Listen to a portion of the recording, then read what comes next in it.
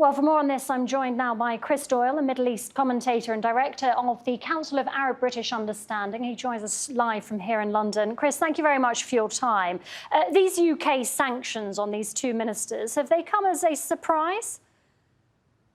This has actually been much talked about, and I think those who heard the Foreign Secretary, David Lammy, that you were just showing there on the 20th of May, would have heard somebody who was extremely angry. The tone had very much changed, condemning Israeli behavior, saying that what they were doing in Gaza was abominable.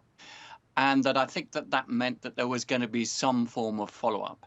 And according to the British Foreign Office minister, this had been something that the 5 countries that introduced these sanctions had been working on for a number of days. So I think it's not a huge surprise, given the last, couple of months of atrocities that Israel has perpetrated and the elevated nature of the criticism that we've seen coming from these countries. It is a surprise, though, if you think about it in the long term. If you were to say 3 years ago that Britain, Australia, Canada would be imposing sanctions on 2 Israeli ministers, a country, a state that historically they'd seen as an ally.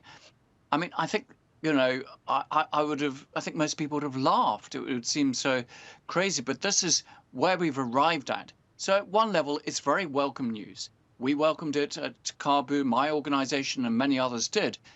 But of course, given the level of atrocities, the genocide that's going on in Gaza, the just monumental level of settlement activities, settler violence backed by the army, and the genocidal comments that have been made not just by these 2 ministers, but many others as well.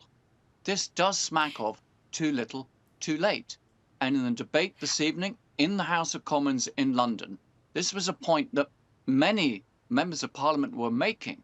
You need to do more, because this alone will not be sufficient to deter Israel from continuing the blockade of Gaza, the genocide in Gaza, and the colonization and taking of land and the displacement, the forced displacement of Palestinians in the West Bank.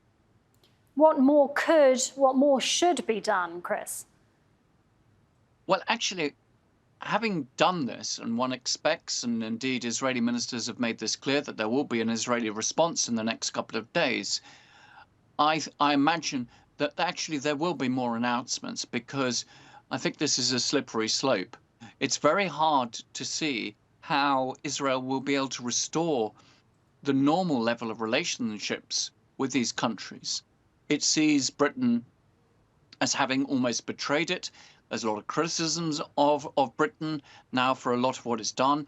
Back in May, we decided to halt all negotiations on free trade, but we can do a lot more. We can actually suspend the trading arrangement that we already have with the State of Israel. That means that none of their products could be imported into Britain under preferences.